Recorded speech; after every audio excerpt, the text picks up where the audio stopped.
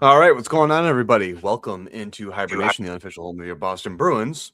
I am Goosey, and joined with me, as always, are my wonderful co-hosts, Steve the Chavo, and Jack Finn, Mr. Hadrick, and apparently my dog, Amos, who is barking in the background. So welcome in, guys, to another wonderful show.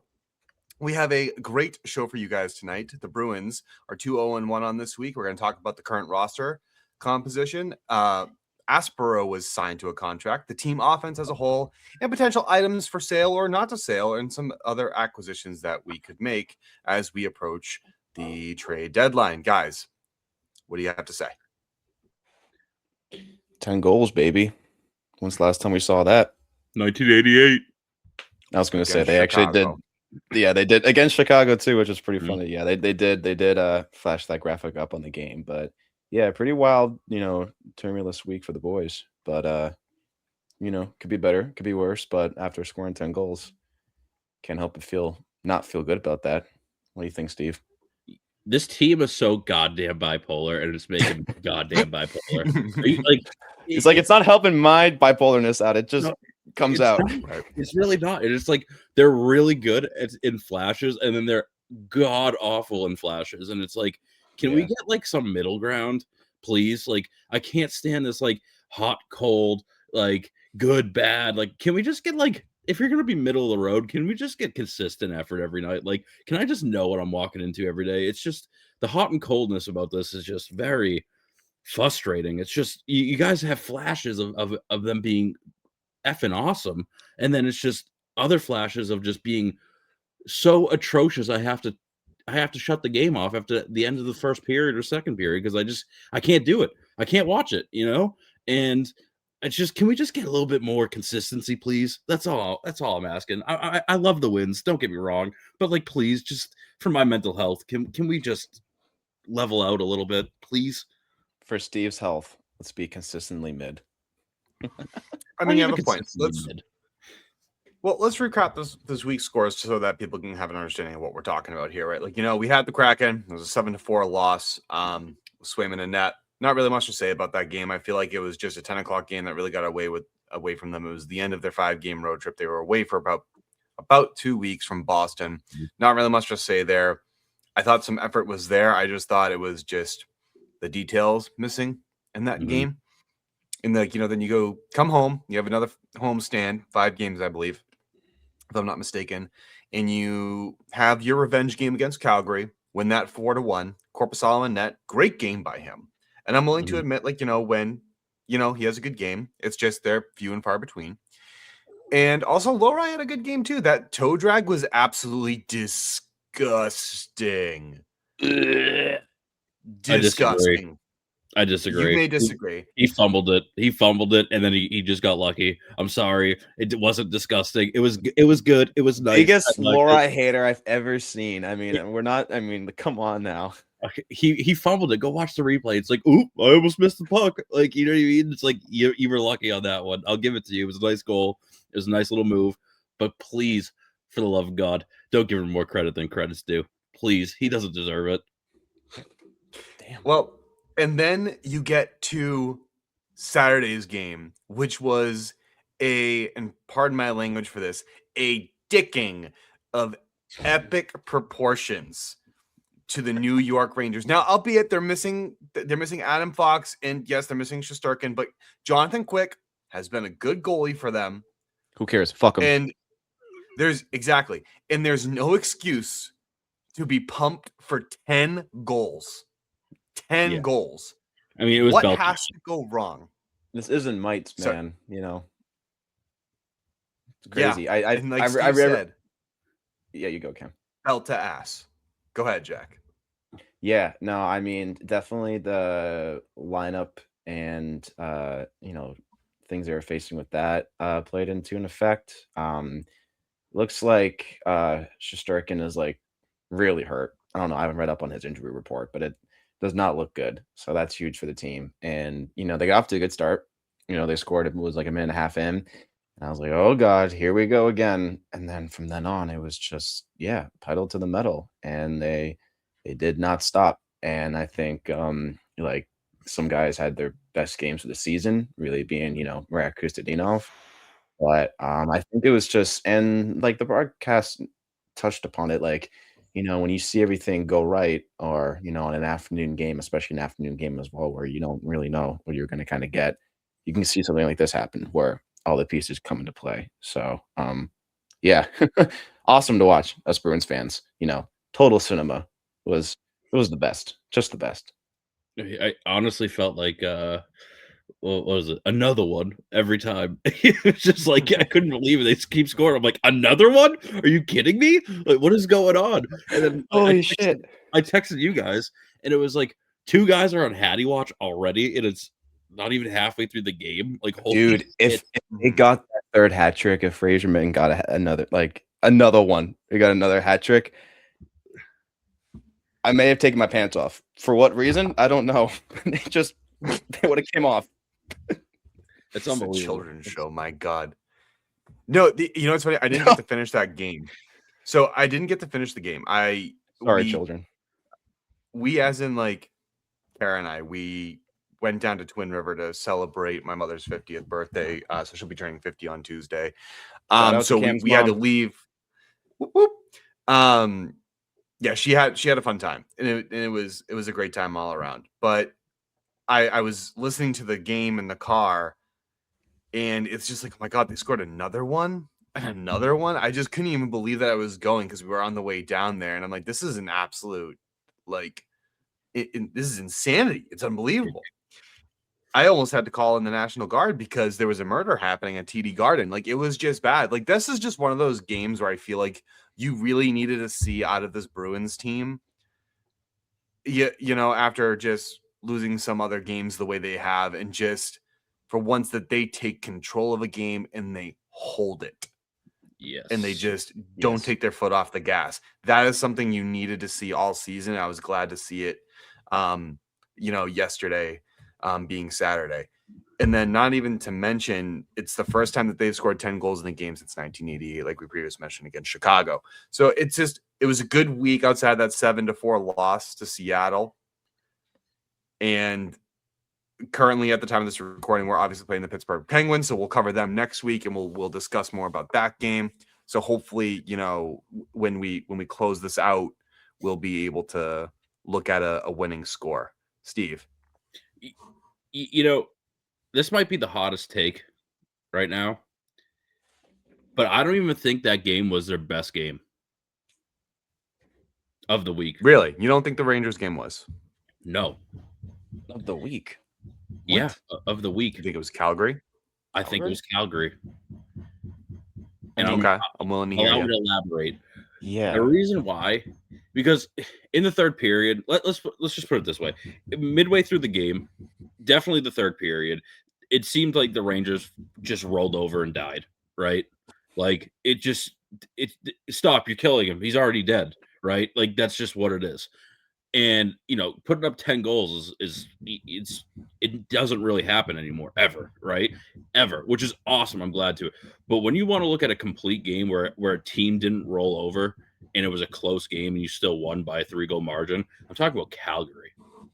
I think that was the Bruins' best performance in the past probably 2 months, because from start to finish, they dominated. It wasn't even dominating. It was just, hey, this is what our game plan is, and we're going to stick to it. And they didn't take the pedal off the metal. They just played their game, and they asserted their game, and the team didn't roll over and die.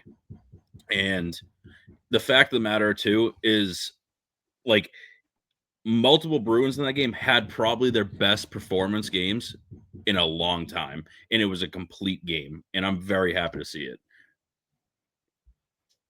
Yeah, I mean, definitely a good response. Sorry, you okay? Nope, sorry, Jack. Go ahead. No, please go ahead. No, I was just saying, definitely a good response versus what you had the previous week to Calgary. You definitely didn't want to lose that game, to a team like that. No offense, Calgary.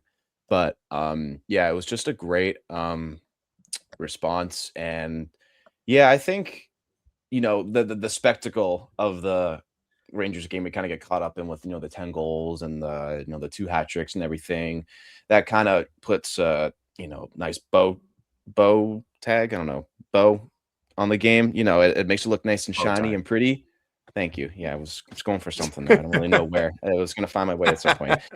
But it puts a nice shine on that game. But I think as completeness and response and putting your foot down and going pedal to the metal and and showing a team what's up and you don't want to take any shit.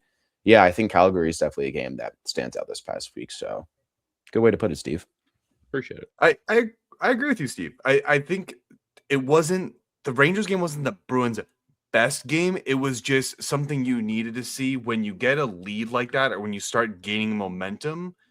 You don't let the other team come back from it. So that doesn't necessarily mean that was the Bruins' best game, but we've seen it time and again this season where the Bruins will go up or they'll respond to a goal and then they let one up almost immediately after. They didn't do that game. So for me, it was just a good way to see that the team is capable of it. And then we're right there, like, you know what I mean? And I don't expect 10 goals. I mean, Christ, guys, it was a touchdown and a field goal. Like, you know what I mean? You're not going to see that every game. But no, the offense is going well. We did lose Elias Lindholm in that game. He is actually in against Pittsburgh. We also lost Morgan Geekie. That was for personal reasons. He's out against Pittsburgh currently.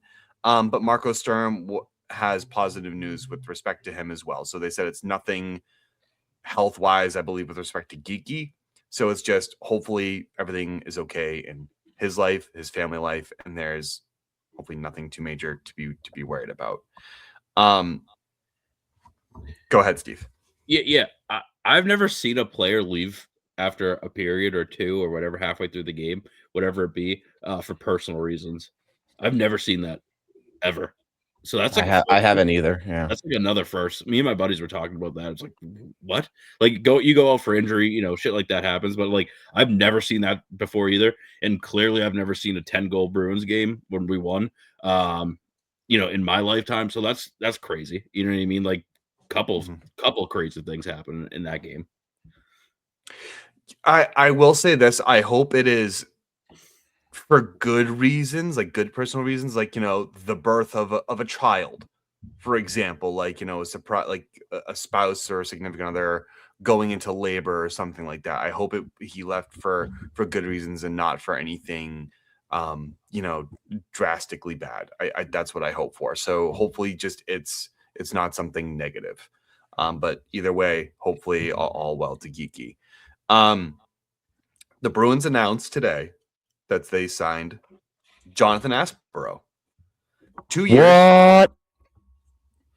2 years. About $875,000, just about. He's 26 years old. Guys, what's his ceiling? How do we feel? Well, first of all, how do we feel about it? Second, what's his ceiling? And with respect to his ceiling, how does that impact the rest of this roster right now? Just to remind you, he's a left shot defenseman, so he will predominantly play on the left side. Good news, I like him, but to you guys, like, what does it mean? Well, I hope the viewers were awake by my whoa, because I think this guy has a pretty good ceiling, and the fact that he signed for under like 1.25, mil bucks is incredible, and with the cap going up as well.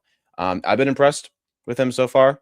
He's kind of a guy that just slid in, when we needed it, and took the job and ran with it. And Sturm commented about how the things he does away from the puck, his eye for the game, and his overall smarts are quite frankly better than other guys competing or who have had a shot at the team this year, and that's why he stayed. And so it's very promising, and that's why they wanted to lock him up. And again, for that money as well, as I've seen everywhere online, everyone is just very pleased about it, as we should be. Locking up anyone for a good price like that is generally positive, and for someone with I think a pretty good upside is even better. For ceiling, we were talking about this a little earlier in the group chat. I think it's a little early still to call what it might be, but we can definitely start theorizing it. And I would like to say a LD2 maybe, top 4. If he continues at the rate that he is at, he's had some good offensive rushes. The goals he's chipped in, he was going hard to the net, and he seems to have some good offensive flair here and there. That doesn't guarantee that he's going to be the next Quinn Hughes, but I've liked what I've seen, and as most Bruins fans have. So I will, 50-50 say, top 4 LD2 with, hanging in the bottom 6 maybe. And no matter what, being a reliable third pair as he's been right now. And that's going to be his position to help the team. But I think he could exceed that. Yeah, I'm similar to you, Jack. I think his ceiling could definitely be an LD2. And to be honest with you, with all of the injuries that this team has been going through, it wouldn't surprise me if he gets bumped up to an LD2 this season, just because of all the injuries. And we know that the Olympics are coming, and you're going to see injuries come out after that. It's just one of those things where I really like the amount of money. He's a 26-year-old rookie. He took a little bit of time to develop, and that's fine. And you know what I mean? We've talked about this time in, time out, where sometimes guys take a little bit longer to develop, and that's okay. But he's been solid this whole season for us when he's played, and I really like it. He looks good out there. I think for right now, he's going to be consistent, lefty on the third pairing with Peak, and I like that matchup. I think they both play well together, and they've come in and done what they need to do as the third pairing, and kind of shutting it down, not really giving up too much, and just working hard, and giving the top 4 some rest. And it's just one of those things where I do see him as a LD2, and it's just one of those things where he's young. He's still young. I mean, he's 26. That's that's old-ish, but it's still young enough where you can get 5-6 good seasons out of him. Once you hit 33, right? He's young enough where we're locking him down for 3 years at a really good price as a rookie. We can get some substantial use out of him, on the back end. It's his prime. He's entering his prime. And I think his ceiling is already again with the RDs today. No, I think his ceiling is LD3. I hate to say it. I just at this stage at 26, he'd have to really impress me to really kind of make me consider that he's going to be a consistent LD2. And I'm talking about consistently, right? Like that's what I mean by his ceiling. Where is the highest potential that he could possibly reach? I could see him play the LD2, with injury, but I think his best optimal spot is going to be at LD3. And Steve, I think you mentioned it perfectly. I'm preferential to Andrew Peak being the RD3 as well. And like you said, it's a solid third pair. You think shut down pair as your last pairing, right? It's kind of like, your fourth line. They're a bit of an identity piece to the team. And I just like the way he plays as well. There's just not much I have in the way of issues with him. I mean, obviously, like sometimes he takes some penalties, but again, it's not like Nikita Zadorov or other players that have been leading the team in penalties. It's just like his are just a little bit more ill-timed.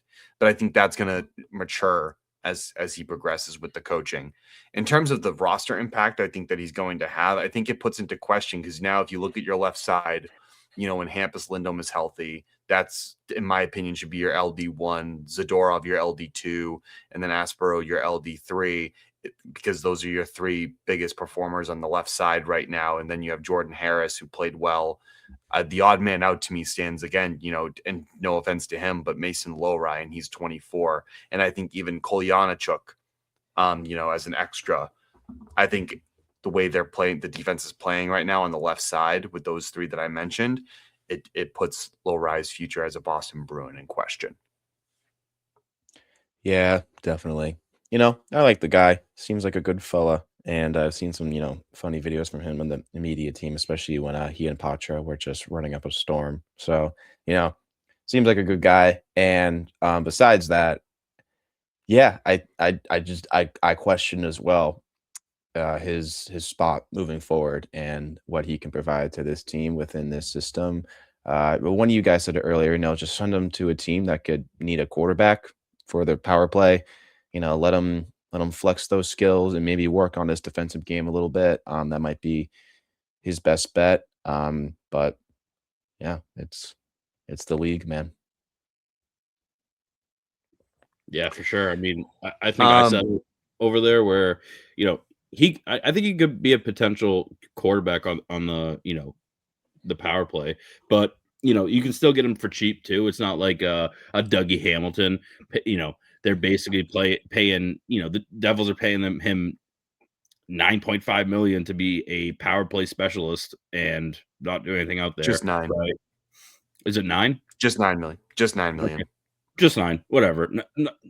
It is what it is. But still, the fact is, you're telling me that Jersey wouldn't take a guy like a Lori to quarterback, for $2 million and cut out $7 million, right? Like there's other options there. And I read this earlier. I think Dougie Hamilton is on the trade block for sure this year. So maybe when is he not? Yep.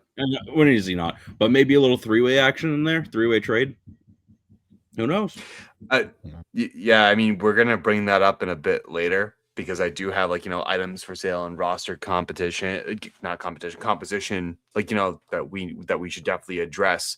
But before we do that, I want to get into the offense, a little bit with some numbers because some numbers will actually surprise individuals. And we mentioned it previously on the podcast as well, right? That a lot of people had doubts on the Bruins offensive prowess, coming into the season, with the defense, what it showed you in the latter half of last year, with Zadorov, Jokiharju, and a couple other things, going our way. The defense has just been, that's normally our biggest core strength, but recently it's been a bit shaky. But and we mentioned the stats in the last episode, but the offense has been there where. For the offense, we're tied 6th in total goals for, tied 7th in goals for per game, tied 8th in 5-on-5 goals for. But here's the problem. We're 21st in high danger shots for, 27th in medium danger shots for, but we're 10th in low danger shots for. So the team is finding ways to score outside of their high danger opportunities, because we also are among the lowest in finishing the high danger opportunities. So that's kind of something to be proud of, right? And then let's look at it just a little bit further. We have 18 goals in the last 3 games and 28 in the last 6. What else is missing? Yeah, when you put it that way, I mean, it's a weird mix. Like they are finding ways to finish, and to get pucks in the net without engaging in their high danger chances. So, I think a little more offensive flair, some more shots on net, and getting down deep and gritty and dirty like they had been this whole season. I think that will help them out a little bit, but it goes back to what we're looking for before the trade deadline. I think you need a little bit of a bolster on the offensive side, and I'd be interested to see what you guys think about that too. I mean, again, they have performed. It may be a little bit overperforming still, given by these weird stats kind of crisscrossing. But I think a high scoring winger to the mix will hopefully make a little bit more of a difference and kind of help even it out a little bit. But yeah, interested what you think, Chavo. See, those numbers don't necessarily ring offense, especially after the stats with past 6 games, we've scored 28 goals, right? Yeah. It's just, for me, it's why are we losing these games? Because we're not having a problem putting the puck in the back of the net. We're having a problem keeping the puck out of our net, right? That comes down to defensive structure for me. And listen, it's a new year with a new coach and a new defense. And the penalties too. You can't deny. and Zadorov too. When I heard again, I think I don't know if he got a penalty or something in the Rangers game, but it was and there's Zadorov who leads the league again in penalties. I was face bombed because I love the guy too. Seems like the funniest guy ever, but God, stay out of the box. Stay out of the box. Yep. It's a new year. And that's my point too, right? Where we need to start making smarter decisions with plays. We can't get baited. Yesterday there was a 10-minute misconduct after a fight, right? That's a dumb penalty to take. Now you're down a forward for 15 minutes instead of 5 minutes, right? One of your penalty killers too. Exactly. You know what I mean? It's one of those things where you got to start making better decisions. And I love the piss and vinegar aspect of it. I do. I really do. But it's only effective if you can limit the amount of penalties per game. When you're leading the league in the penalties and you have, the guy who's leading the league in penalties, we need to sit down and say, hey, stay out of the effing box. You're not giving us a chance to win. Penalties happen. They're going to happen, but you need to stay out of the box as much as you can. And we got to keep the puck out of our net. So for me, we need to bolster the defense because we're scoring goals. I'm more impressed with the fact that we're scoring this many goals whenever, like Goose, you said it. We were all questioning the offensive capabilities of this team. We're scoring, but we're not winning these games because we can't keep letting up all the goals that we do. And the penalties, Jack, you said it, are the major cause of these things. Your PK can only be so good for so long. When you're going down for the 7th time in a game, these PK guys are tired. You got to let the guys like the Geekies, the Zakas, the Pastas, and now Marat, Kustadinov out there, right? They're sitting on the bench for 2.5, 5 minutes, whatever it is. When you're sitting on the penalty kill, you gotta let your scorers be out there. For sure. You want to hear a scary stat? Oh God, please. 5 of the top 10 teams that lead the league in minor penalties are all from the Atlantic Division. Boston is at 1 with 193. Florida is at 2 with 187. So that gap is closing pretty quickly. Tampa is at 3 with 178. Montreal is at 4 with 174. Ottawa is at 6 with 160. And then that basically rounds it off. That's crazy. Yeah, I mean, there are 8 teams per division. Yeah, those top 3 teams in the East. I mean, they play big and mean and nasty a lot. A lot of the Atlantic. For the last while, I think they've gotten bigger and meaner and scarier. And then there's some tough teams in the West, but you just look at the East and it's just they'll keep hitting you and going after you again and again. So yeah, I'm not too surprised we're hearing about Florida. Both, did you say Tampa as well, like Panthers and Tampa? It's Boston, then Florida, then Tampa. Yeah. Okay. Montreal. Those are the top 4. Yeah. 4 of the top 5 are from one division. Yeah, I'm interested in seeing how Montreal is there, but I mean Ottawa again has gotten tougher and meaner with someone named Brady Chuck on their roster. But yeah, that's weird. It's very weird. Can I ask you guys a question? Go for it, Chavo. Are you guys surprised that the Atlantic Division has all these penalties in the way what we just talked about? For me, it's not surprising because you got to look at Florida. Florida is the catalyst to all this, right? Past several years where they're playing big, mean, tough hockey, right? And if you want to be the best, you got to take out the best. And Florida has been the best of the East for several years, and that's their play style. So it's no surprise to me that other teams in the Atlantic are making shifts in their roster to compete with Florida and getting bigger and meaner. And it's a wild stat, but at the same time, it's not that surprising to me because when you look at it, all these teams around, I mean, obviously Boston made a huge dip this past season to get bigger and meaner, right? Tampa kind of always had that bigger, meaner style because, again, you have the Battle of Florida, and they got to compete with each other. And it's always kind of one of those things where you're going back and forth, and you gotta be if you want to be the best, you gotta take out the best. So it's no surprise to me that these guys or these teams and rosters are getting bigger and meaner. I am surprised, I guess, in some way by Montreal and Yeah, Tampa. that one's weird. Montreal for sure. Boston, Florida, no. Like that much I'll tell you. Like you know, and it's just interesting. So I can put it to you this way, because over the last since 2021, because I just pulled some numbers up. I guess maybe I shouldn't be surprised at Montreal, because it's kind of the same. The top 10 teams, Boston, Ottawa, Montreal, and Florida, and Tampa, are again comprise the top 10 most penalized teams in that year span. So maybe I shouldn't be. So maybe it's just they're getting consistently called that way. Obviously the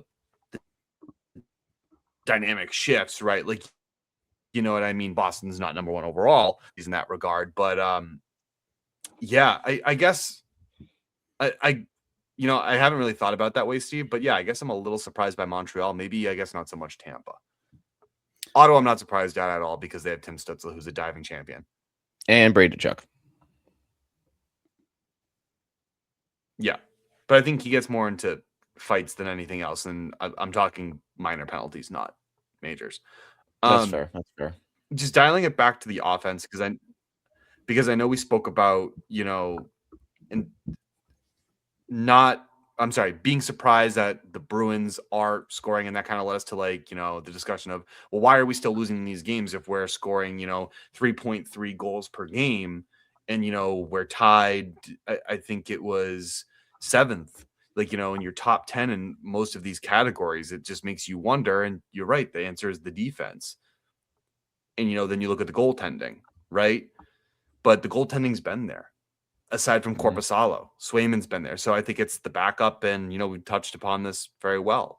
So into Jack's point as well, like, you know, you just need maybe one additional piece on the offensive side of things, and then maybe your offense is that much better. And then, but what do you need on defense? And that goes to our discussion on the roster composition, right? Let's do it. And, you know, we can begin there. Like, you know, what are the needs of the team? Jack mentioned one of them being a scoring winger. And then we talked about last week too, being the RD2, right? So what are your guys' thoughts? God, if they move a mountain plus for Kiefer Sherwood, we've talked about this already, but it just no. Like, but I do like the idea of maybe like a Bertuzzi reunion, or maybe like a Teuvo Teravainen. You know, Bertuzzi kind of fits more of the mold of the and angriness. You know, that dude's just excretes, you know, I'm gonna kill you energy. But He pisses excellence. Yeah. His piss and vinegar is top notch. Yeah. I would love it if they were able to steal Matias Macchilli, but I don't think Toronto's going to fall for a third time to, you know, give us something from them. But yeah, and, you know, he's on the smaller side, but I don't mind Connor Garland. But when I think of like a scoring winger to add to kind of help this offense, he's not who I think of. I think of maybe like Bertuzzi or Teuvo Teravainen. I think those would be incredible ads. So for scoring winger, yeah, that's where I'm at. I'll just keep it on the scoring winger, and then we can go to defense. Yeah. For me, I didn't like Bertuzzi when he was here. I just really didn't. Interesting. Really? And listen, I know I'm going to get shit on a lot by a lot of people, and I understand that. But I was not. And the waves. I was not a fan of him when he was here. Was he good? Yes. Is he a good scoring winger? Absolutely. I'm not denying that. I just didn't know where he fit in a lot. It took him, if memory serves me correctly, it took him a lot to kind of get used to the Bruins play style. And he didn't start off so hot. It was towards the end where he, you know, where he started getting a little hotter. And to be honest with you, I'm kind of jaded. I'm kind of mad at the fact that he decided to go to a rebuilding Chicago team that sucked, and they still aren't very good. When we cleared cap space for him, so he could come back and solidify that second line. He did go to Toronto first and then Chicago, but still. Yeah, That makes it even worse, those Birds fans. He went to our divisional rival, who Mm-hmm. we hate, and then he took, in a way, like you said, Steve, a step back to go to a rebuilding team. It's like, Yep. with the success you had in your career, even going to Toronto as well, you should just keep building on that. So, Yep. good point. You want to know why, Steve? Why I think you're also angry with Bertuzzi? It's because he's a rat. He's a fucking rat. Let's be honest. I love rats. You have Bertuzzi, but think of it this way: when Bertuzzi was here, you already had Brad Marchand, and then you add Bertuzzi into the mix. It was weird. It was rats. It was a weird mix. Yeah, that is true. I mean, I'm more, to be honest with you, I'm more jaded with the fact that he decided to leave to go to Toronto when we cleared cap space for him, so we can keep him. Yeah, and it just felt like betrayal. It genuinely same offer too. Same offer. Just decided to go to godforsaken Toronto, Canada. Like you know what I mean? It's just like I can't Canada. I can't get over that. And you know what? I would love Teravainen to come to the Boston Bruins. I think he would be an excellent piece. I really do. But I'm not willing to give up a lot to get him. And it's because they are rebuilding. That's the fact. They're not going to get rid of a guy who's been playing out of his tree in Chicago. Like, he's been playing so well, and I've been watching these games, and he's very noticeable out there consistently. Granted, it's not a good team, but still, it doesn't change the fact that what are you going to have to give up for him? You know what I mean? And he's young, but it's just, I don't know. Are we going to sell the farm to just get one guy? I don't know. And Goose, I'm kind of pissed that you even keep bringing up friggin' Connor Garland, man. Connor Garland. What? I know it's not your fault. It's not your fault. But the Bruins are it's because they are upset with Connor Garland. So like, you just be used to it. Like, that is the option. I will tell you right now, Connor Garland, I believe, is the only right wing on the list of things that I think the Bruins would be trying to acquire. To me, the priority is a left wing. Like, you know what I mean? You need because you can. I don't even know how to describe it, because you can easily put Geeky back on the second line, move Arvidsson down. You don't have a shortage, in my opinion, of capable right wingers, but you have a shortage of capable left wingers.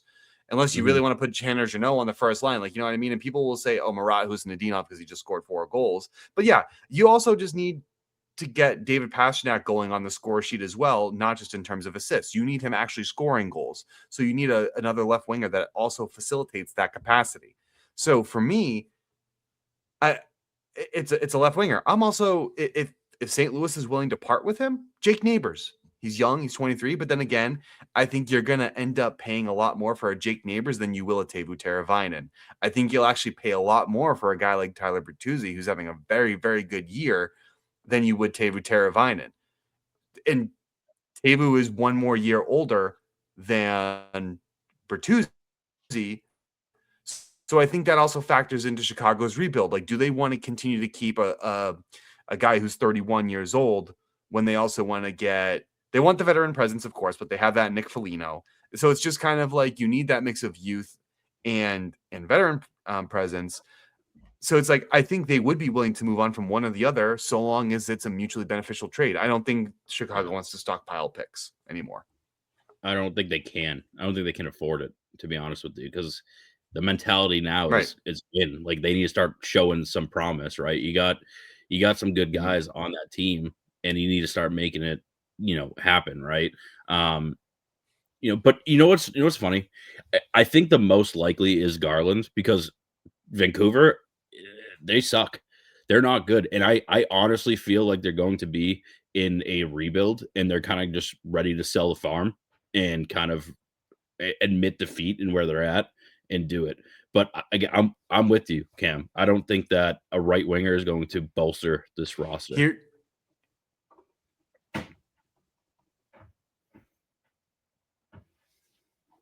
Here's the issue, right? Though we also have to consider cap space.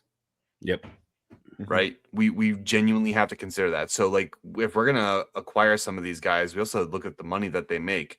And for me, like Jake Neighbors is cheap, Matthias Mancelli is cheap, Connor Garland they'll have to retain some salary, like you know what I mean? If they're willing to. Kiefer Sherwood I think is cheap, but like Bertuzzi and Teuvo Teravainen, I believe they at least both make $5 million. So you got to move some money around, right? And then that's where you start to think about like, well, who can you move around? And then we'll get into the items for sale in a moment where that becomes a possibility.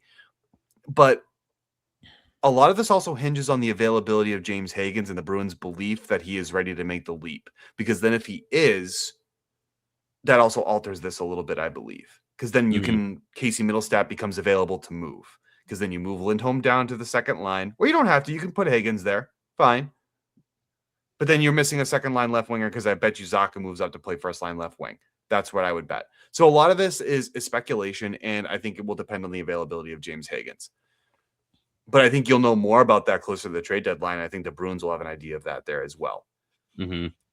It's just for me, I don't hate the idea of Connor Garland. I also just think if James Higgins is coming and he's ready, you don't need him. You don't. I'm still prioritizing a left wing. If James Higgins doesn't come, then Connor Garland can make sense. But I'm looking at left wings. Is that your number one thing? Let me ask you: is this both of your guys' number one thing that you want? Is a left wing? For me, it's my number two pick. Right? For me, it's definitely an RD2. Is my number one. It's hard to pick one or the other. Like we make both cases for both. Like when we talk about the forwards, it's like, oh yeah, there's momentum there, and there's ways that we can improve. But then we go back to other issues this team has in keeping the puck out of their goddamn net, and that can be helped with bolstering the D. So I think it kind of goes hand in hand in what you're willing to give up and commit for to make some moves. And of course, Connor Garland is from Situate, Mass, and Don Sweeney is foaming at the mouth at that. Just have to say.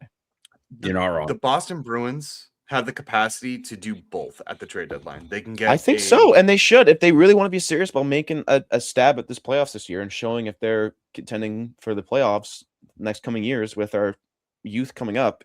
You try and go for both. You make a stab. Like you're still kind of on the soft buyers, but like you go for it. Yep. I'm not giving up many of our first round picks. Like I admittedly, guys. I would put Potter up on the trade block if it meant making this team better for the now. You're going to be saturated at center. You have a whole bunch of them. You have Kostelic, you have Huston.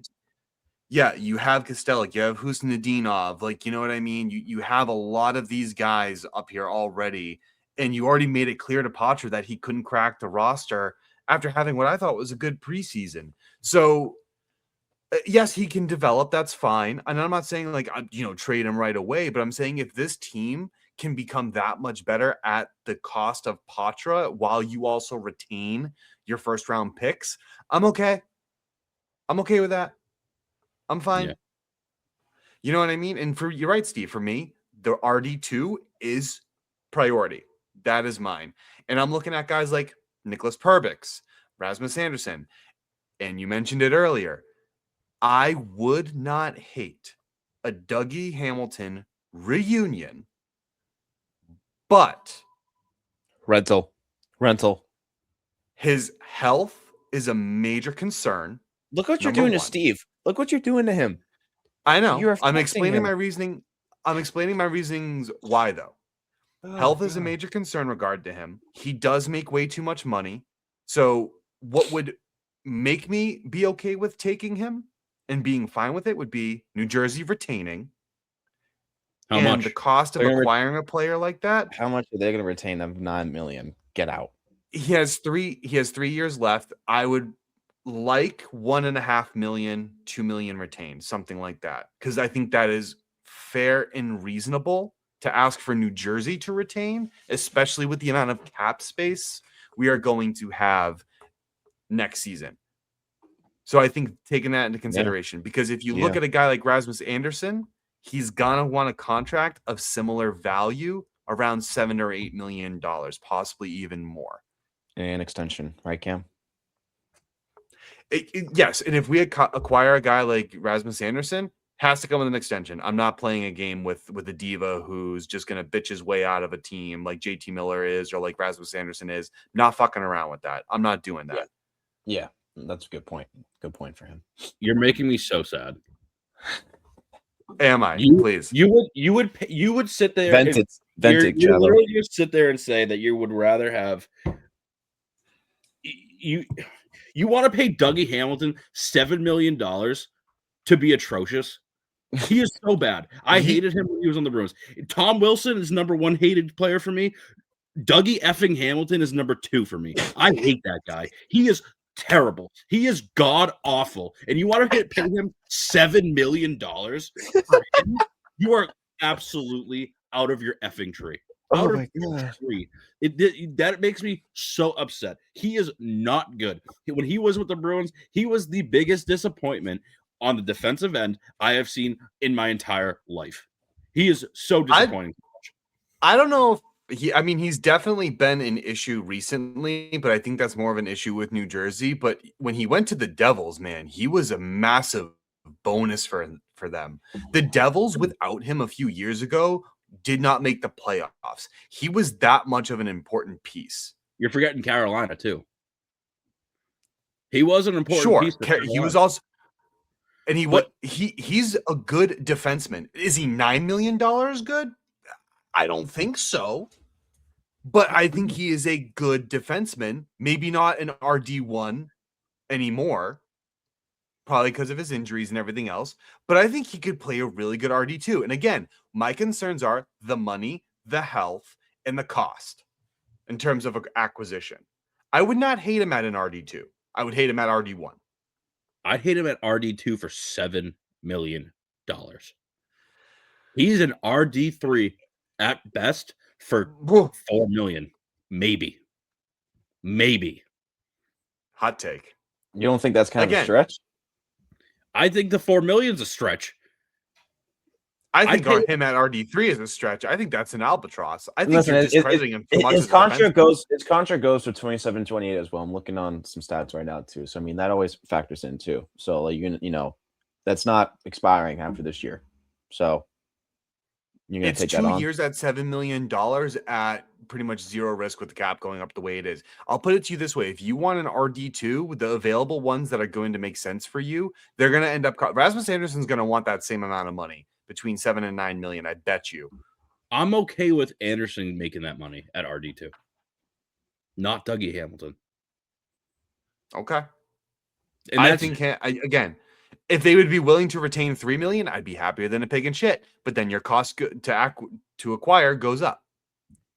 I mean, you're not wrong, but I'm okay with that because why I can't sit here and say with a right mind and say that we're going to pay Dougie Hamilton $7 million. I can't do it. Yeah, I just can't. That's fine. I told you that factors. I told you that's fine. That factors into my reasoning why I would have trouble bringing him back. His contract value, the cost to acquire, and I can't remember the third one, and his health. Those 3 things are the major, like, real big warning signs to me, like that wouldn't do it. But if we were to get him back at it with that, I cannot tell you. But if there would be a reasonable reunion, I would not hate him for 2 years. You just threw up 3 red flags, and you're still trying to convince yourself. It's unbelievable. No, because they're valid concerns. Like, again, if the cost was like, hey, we're just trying to do a cap dump here, but we're willing to eat money, but you just got to sweeten the pot a little bit, because you just never know what's going through a GM's head. Like, you know what I mean? If they do come back and say, we'll retain $3 million, we'll give him to you for $6 million, he's willing to go there. I'm like, okay, that's not bad. I'll actually take that. But then my other concern is just like, is he going to be healthy enough? Yeah. Because let's be real, Zadorov, who leads the fucking league in penalties and puts you in bad situations a lot of the time, is making $5 million. So what's $1 million more to have yet another power play quarterback who isn't, like, you know, Charlie McAvoy, like, you know what I mean? Because I don't think he should be. And then you have Hampus Lindholm and Dougie Hamilton as 2 power play quarterbacks, one for PP1, one for PP2. And then I think you have a decent thing there. And I don't think the hate towards Dougie Hamilton being an RD2 is warranted. He is a good defenseman. He might have had a rough year or two, but who knows? Maybe it's just not working out in New Jersey anymore. I don't think it is. The other option, though, because of this year's draft, is your draft possibilities. You can draft a right-handed defenseman in this draft. There are a lot of defensemen in the top 16 in this draft. Yes, a lot of them. A lot of good, solid prospects. And a lot of them are really motherfucking good. So those are your options. But it all depends. Do you think that you feel you can not only get into the playoffs, but make a couple rounds? Then go for a guy like Perbix or Anderson. And then Dougie Hamilton if the cost and everything else makes sense. Because if the cost makes sense and then the retention makes sense, then the only real concern is like, okay, well, what's his health look like? And that is a big concern, by the way. But again, if everything were to work out and just say like his health it's fine, the price isn't that bad, and they're willing to retain, are you really going to be opposed to it? I am. Steve, yeah, I'd be cautious. I think. Yeah, and if he's willing to fit into the mold of the Bruins, like Steve, do you think he fits into our defense right now with how we're playing and our toughness? Like, do you see Hamilton there? No, because he's soft, and that was my biggest problem with Dougie Hamilton on the defensive end. Was he's so goddamn soft, right? I'm just gonna sit there and compare two guys because you brought up Zadorov and we're talking about Dougie Hamilton, right? So Dougie Hamilton having a bad year, having a bad couple of years, right? We can all agree that. Nevertheless, to say he has 10 points this year, and Yikes! his plus minus is a -7, right? Yeah. Zadorov got 15 points and he has a plus minus of 14, which is saying something. With all the goals that we let up and all these things, even a second pairing guy is producing more. And let me just bring up Lohrei because he's been playing. I'll just compare him to Lohrei too. I mean, he's got 18 points. Lohrai's got 18 points, and his plus minus is a +5. Right? Like, it's just one of those things where I'll shit on Lohrei all the time because I just don't think he fits into this Bruin system, and he just does. Again, he's a defenseman who can't play defense, and he's still doing better than Dougie Hamilton. It's good points. I just think great points. I just think historically, Dougie Hamilton is definitely a proven NHL right top 4 defenseman. Easy. Like, you know what I mean? Are you gonna hinge on that though? Are you gonna? That's what I mean. With the belief that he's gonna. That's what I mean. That's what I'm saying. That I'm not saying go get him. I'm saying I wouldn't hate it if the cost was right and everything else seemed right. Does that mean I'm going to throw everything I can to get him? No, I would rather Rasmus Anderson. I would rather Nick Perbix. If Nick Perbix becomes available, I don't know that, right? I don't know if Nashville would ultimately decide to move him, but I know that the market for right defensemen right now is minimum. Not a lot of people are trying to move on from them. So, like, realistically, guys, those are your options. And Nick Perbix is maybe an option. And Dougie Hamilton also has trade protection. But I'm just saying, if you're looking to improve at that area outside of the draft, those are what you're looking at. Probably Justin Falk too, but he's too old. I'm all set. I don't need a 34-year-old Justin Falk making $6 million. I'd rather throw up. I would rather Dougie Hamilton at 31 at $9 million than I would Justin Falk. Sorry. I mean, I'm with you. Who's going to be up for sale though? But who? Yeah. So then, who do we sell? I have a list of possibilities. These are not guarantees. These are possibilities that would make sense because if you think about trading and acquiring, addition by subtraction, these are the numbers. I'm doing a lot of hand motions, because you need to move money out. You're right up against the cap because Don Sweeney is a mastermind at spending money. Lohrei, Jokiharju, Peak, Harris, Kolyachonok, Middlestat, Lysell, and Korpisalo are the names that kind of stand out to me that are most of which are expendable. Some are debatables, but no one on this list to me is necessarily an untouchable. Yeah. I mean, Do you need me to repeat the list again? no, no, I'm just thinking. Yeah, you would, someone like Corpusalo stands out because again, you need to have him pay to be moved. He has to go through, the whole waivers thing and whatnot. And and we have a really, stand-up guy like Sway, but you do need a decent backup though. So as much as we want to look at, our front of house players, it's definitely worth noting that, he has not had a good year and he's shown some moments, but probably definitely more of an offseason move. I think I agree with that too. But yeah, it's tough seeing Lysell up there as well. I think he does need a new start. And it could be a package. But like him, Middlestat, even like Harris and Lowride too. I think those are guys you could package or might be most likely to move because again, even though it's been a small sample size, we know they're good players. We know what they can bring to the table, and you need to put the best package together. So, yeah, Chavo. I mean, we need to figure out what to do with Corpusalo. That's Exactly. I mean, you've hit all the points, right? Where it's just like $3 million for a backup goaltender. It's a lot of money. That's eating a lot of cap space for a guy to be on the roster to not really perform. That's the biggest thing for me is we got to figure out how to get someone to take him. Lori is obviously on the chopping block for me. Yeah. And you know what? I'll be fair. He's been putting together a couple good games and couple good flashes, with point production wise. And you know what?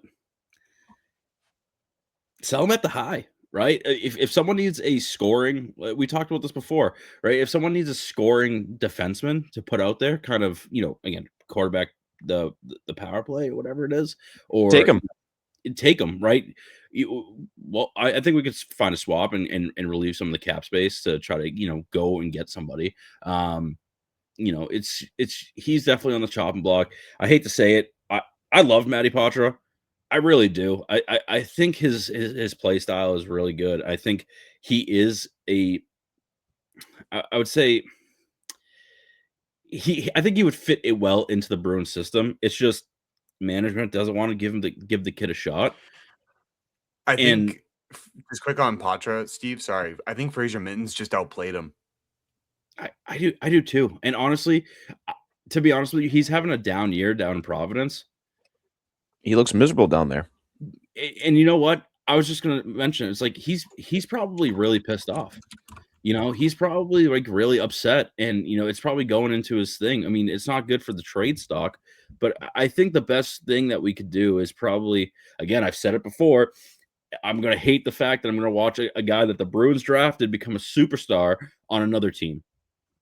I really hate that fact, but I think the best thing for Matty P is definitely to get him out of Boston, get him out of Providence, give the kid a fair shot, and make your team better for the next couple of years, right? I think if we do right by him, he can go on and be successful. I'm just upset that he won't be successful with the Boston Bruins. I think that's been pretty much nail and coffin this season. Is just, it is what it is. And you know what? Credit to Mitten because he's been playing out of his tree too.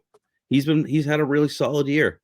And, when things like that, it gets tough. But, I definitely think Matty P deserves a shot at the show and get a consistent, 10, 20 games up in the show and see what he can do. And I don't think it's fair that we're just leaving him to rot in Providence. So why let a guy rot when, there's other teams? I mean, shit, Chicago could use him. Yeah. Right. Yep. Like, there's other teams out there, I hate to say it, but the Sharks could use him. Right. Like there's teams. I think so. I think he would. Sharks, I contest. Sharks need defense. They're in a similar boat to the Bruins, except their offense is more pronounced. Like they're loaded on offense, buddy. They're loaded on offense. They are, but I think having another playmaker on that team would allow the other guys to shine a lot. And I think he would fit well in San Jose. I'm not gonna lie. But I think I could find 6-7 teams that could use a Matty P, and hell, if we can package him and Corpusalo and get something in return, it's we might have to do it. I'd rather Corpusalo be an off-season thing. I'd rather Why? that. I know it's $3 million right now, and it's cap money that he's eating up, but he's someone you're going to have to pay. And even if you include Matty Poitras, you're not going to get the maximum return for a guy like Matt Poitras if you include Corpusalo as part of that deal.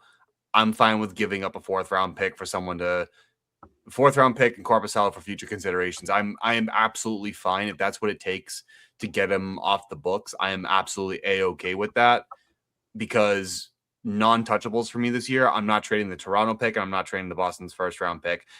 I'm not doing it. I'm keeping them. And if Don does it, fire him. Don't care. You have too many other assets that you can leverage. I'll trade the 2027 Florida pick. I'll trade that. Our pick and the Toronto pick, no. If he moves either one of them, I want his resignation letter on my desk by literally the next day. Actually, I want it 10 minutes after the trade's announced. I don't give a shit. You do not trade your 1st-round picks in this deep of a draft. Trade the pick next year and use the asset that you acquired. Yeah, because it's not like we're winning a Stanley Cup this year. You can't trade your 1st-round draft picks to be a playoff contender. Like, you need to be a Stanley Cup final contender if you're going to trade a number 1 pick. I'm sorry, you can't do it. I'm with you on it. Or sorry, Steve, or the player that you're going to acquire is going to move that needle for you. Agreed. At least in the long term. Like, it has to be a youthful player, not a veteran, that is going to be a guaranteed homestay for you for a while. Then I'll do it. Yep. But no, not just for the sake of getting a guy like Rasmus Anderson without an extension and then he fucks you over. No, thank you.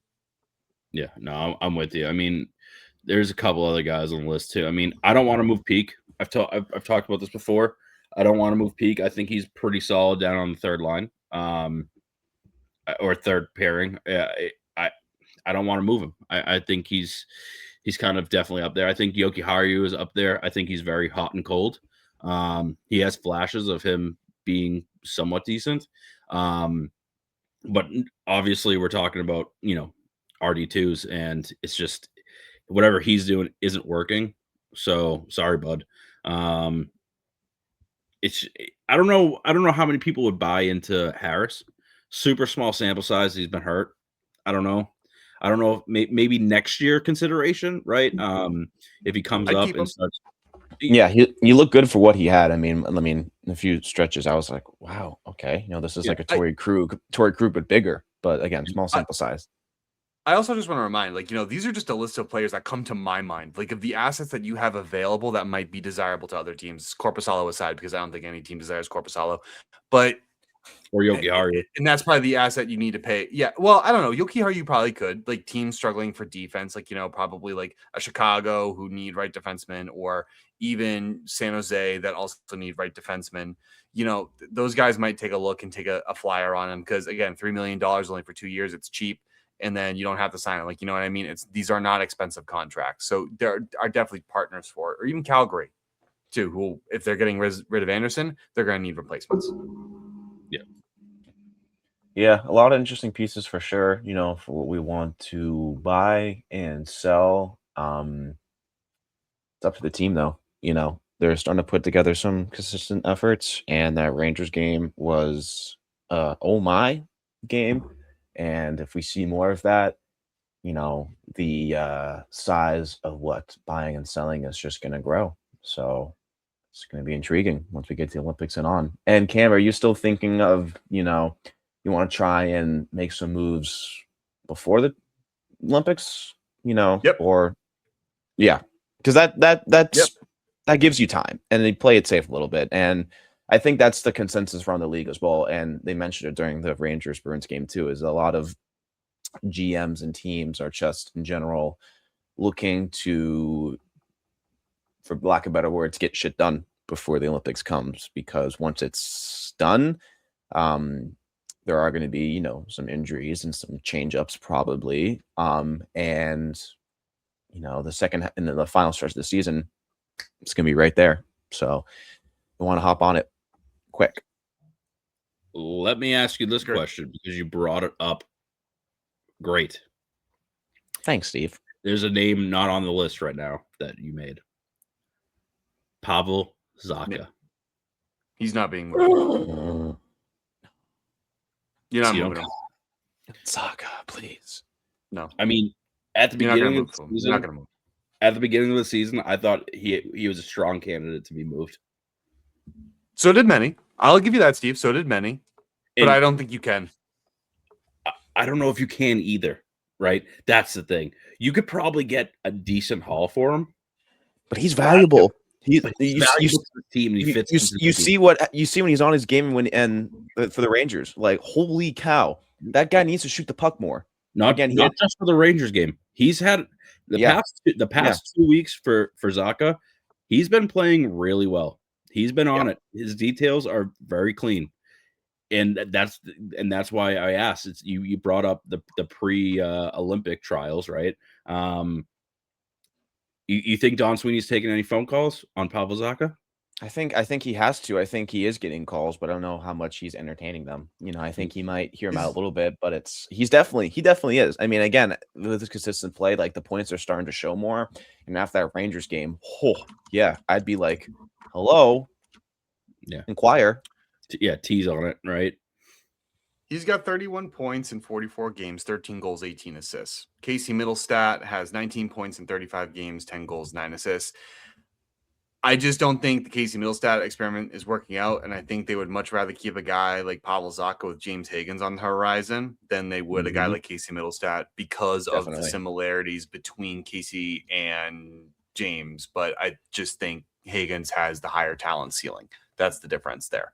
You don't need two James Higgins on the lineup or similar plays. You need a guy that could protect them, and I think Zacha is that individual that they will keep for that purpose.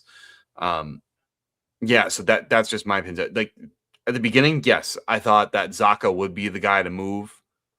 But now with the way he's just been playing and his history with the Bruins and obviously hit the closeness with him and David Pastrnak, I just don't see it possible right now. And I'd be shocked. I would be shocked. I would be shocked, but Minnesota would have to make a hell of a trade offer for Pavel Zacha. They don't have anything right now that I would want. I know. They got rid of it. They got rid of it. They do. Listen, I'm with you. But I can't help but to ponder the question of how good would Pavel Zacha be on the Minnesota Wild? He'd be good. I think he would be good on most teams.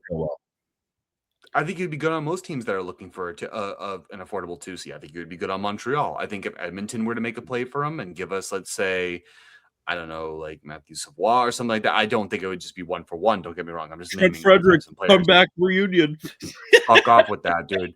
I wouldn't hate an Andrew Mangiapane on this team, but I don't think he fits the Bruins model right now, and he's not worth Pavel Zacha. I just think there's other players that I would want from other teams, like I think is it Isaac Howard for that Edmonton.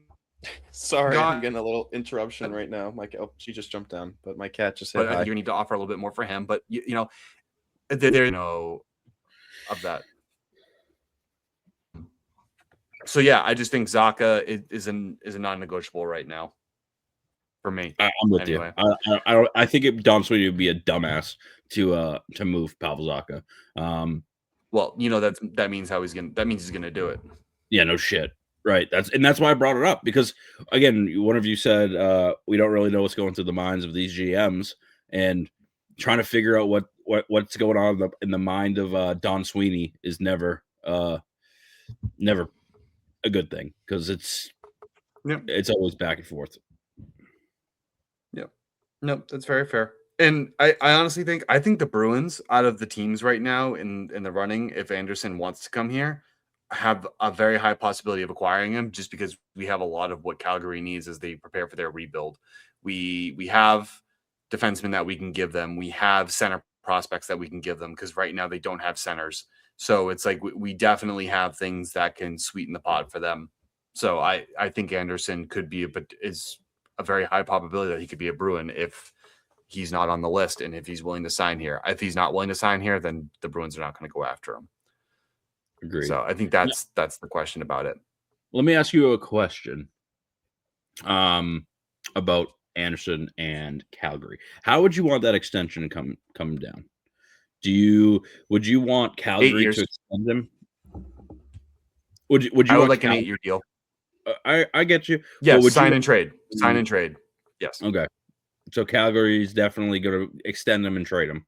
That's kind of the way you're thinking. Not, hey, you get the trade and then Boston has to negotiate the extension. No, it would be part of the trade negotiation. Yeah. So it would be part of the trade deal. So, and Anderson gets traded with this extension upon the agreement of Anderson. And if Anderson doesn't agree, then the trade doesn't happen. Okay, I got you. That's how I would do it. That's how most sign and trades work. Like it's the same thing that happened with Mitch Marner. He said, okay, we'll do the sign and trade. It has to be up to him. Like, you know what I mean? Like they can't guarantee that.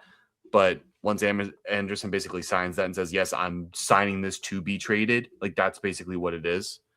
Okay. So no, but that's to attain him. Yes, that's the deal. Guys, great conversation. Let's go to the Big Bad Bruin. And then we will just close out with this week's predictions. And we will also, see you guys after the week after today. That was a really hard thing to get out, and that was just not grammatically You did good, correct. buddy. So we're just going to go to Big Bad Bruin. That was awful. That was like the biggest amount of word vomit that I could have. All right, Big Bad Bruin. I'm going to lead it this week because this dude just continues to keep on impressing me as we go. And he continues to find ways to elevate his game no matter who he's on a line with. And yes, Pastrnak can elevate anybody. Pastrnak did have a 6-point game, but I think a lot of the hockey IQ in the Rangers game just led to him scoring 4 goals. So for me, it is Marat Husnudinov, who scored his first NHL hat trick against the New York Rangers. And it was just an impressive game for him, and it just speaks to how he's played up and down the lineup. I'm gonna follow that with Khusty all the way, baby. And I think I've picked him before and kind of had the same reasoning, but it's only being further implemented. 4 goals? Are you kidding me? If you asked me that at the beginning of the year with someone on the Bruins, you kidding me? Would you ask me at the beginning of the year, someone on the Bruins would be scoring 4 goals and would be miraculous? You'd say Pasta. Yeah, you'd say Pastrnak. That's not David Pastrnak. Yeah, that's not David Pastrnak. And then the fact that it could be a new guy being brought on, I'd say no way. Anyone would. Just incredible. And he's played great as of late.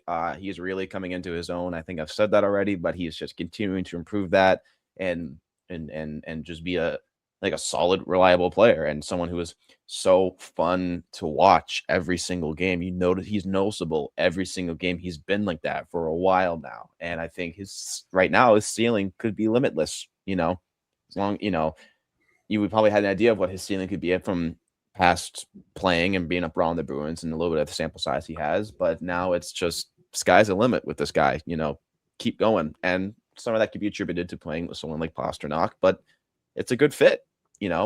Keep at it, buddy. I love you. Yeah, Steve. All right, this week has been this one's been pretty hard for me to pick this week. I'm not even gonna lie, because you know what, David Pastrnak has been playing out of his tree. It doesn't matter who he plays with; he's been playing out of his tree. Yep, because Dinov been playing out of his tree, but. Even when the Bruins were shitty the week before and I was all depresso, this one player was consistently performing night in and night out, and I have to go with Pavel Zacha. He got his first hat trick yesterday. Woo! And the fact is, he's been consistently, past 2-3 weeks, he's been consistently noticeable. He's getting back to his game, and, his hard work is finally paying off, and I'm with it. After I'm just upset I don't get to blow the horn. Just upset I don't get to blow the horn. So upsetting. But yeah, I mean, after that many games too, and finally getting ahead, you know, it's an accomplishment, and so good pick. It's not, but I don't think his play style is the one that. Yeah, and he said, you know what I mean? He kind of attributes that in some post game interviews. He was like that. I like to be a playmaker and a two-way player, you know, and you know, so that just comes as it does. So it does. I heard someone in the Bruins locker room after the win yesterday goes up to Pavel Zacha. Hey, imagine scoring your first hat trick and being the third star. Yeah, it was. I think. Oh, okay. Yo, I thought it was hysteric. Zacha. I thought Zacha walked into the room and said, "Imagine being the third star for something." But that's even better. It was someone else who said it. Yeah. Good picks, fun. Guys. Good picks. Let's quickly do the week look ahead because we have a Patriots game we got to watch, fellas. We got to get on that shit. Patriots in the playoffs. Whoop, whoop. Let's fucking go. Beep, beep. This week we got the Red Wings. We're continuing. By the way, we're continuing the home stand with the Red Wings, and then we got the Kraken. Then we're in Chicago. Those games are Tuesday, Thursday, and Saturday, respectively. Start time 7:30, 8, and 8, respectively. For me, I'm gonna make it quick. I'm gonna make it simple. Lost to the Red Wings because they are really good right now. Win against the Kraken because again, I love the revenge games at home. I love it, and I want to see it. Arguably, we really should have won that first game anyway. It's just we let it get out of our own hands. And then a win against Chicago. It's very I believe they're still without Connor Bedard. Spencer Knight's been amazing for them this year, but I think they still got a little bit of ways to go. I think it'll be a good game, but I think we're gonna take it from Chicago. Who wants to go next? So I got loss, win. Sorry, Cam. I'm doing it to you. I'm taking your picks. But also it's what I'd want to pick as well. You know, shut up. Red Wings are just. If this wasn't more of an adult show, I'd be saying much more mean things. I mean, a kid show, Jesus, or kid friendly. I don't know. Holy cow. Anyways, yeah, Red Wings. They're dynamite and have been a dynamite team this whole year. And you know we've had to match up tough against them. And I just think, you know, they're a tough team to beat. And, you know, and they're still, you know, maybe a little bit less unproven than the past years in the Bruins, but they're really coming into their own. And Patty Kane is turning back the clock, and they are a force to be reckoned with. So I hope, you know, with a good start time and the homestand, I think it's going to be a close game, but it might be like a 5-3, hopefully like 5-2 max loss. You know, again, it'd be nice if it's closer, but I just think they're going to edge us out. But nice revenge game coming up against the Kraken, same as she did against the Flames. Pound them into the ground, and take it back from them, and come out, you know, swinging and ready to play. And Chicago too, with the pieces they're missing and Bedard and whatnot, and you know, it's Chicago again. I don't want to be mean; they're a little bit better and trending in a better direction than they have. But if we show up on time to play. Should be a win. Whew. I'm going with a clean sweep of W's this week. Total opposite compared to last week, I must say. Like a whole switch in vibe. Like, wow. All right. For the Red Wings, it looks like they're on a little bit of a road trip, and we're getting the last half of the back-to-back on the road trip. You got to travel. And that's okay. So we'll take advantage when we can and get the points. And we're at home. It's just I think the Red Wings are kind of frauds this year. I'm not gonna lie. They've been playing well, but I think they're fraudulent. I'm sorry. I can't do it to myself. Revenge game against the Kraken. Revenge game against the Kraken. And then, you know, with Chicago, I don't think they're that strong of a team. And if we continue to play like we've been playing, you know, we should win that game. Albeit, I mean, we might not win, you know, 10-2 or 4-1, but we should win. And it's a big night. It's their 100th year game, so you know that they're going to come out swinging. But a little unknown fact for you guys: both of their starting goalies are out with the flu, and they had to call up a 45-year-old lawyer to play goalie, starting goalie. I think they finally called up somebody from Rockford to do that, but who knows? I don't think a Jordan Flu game is in Spencer Knight's abilities right now. So I think we should still win.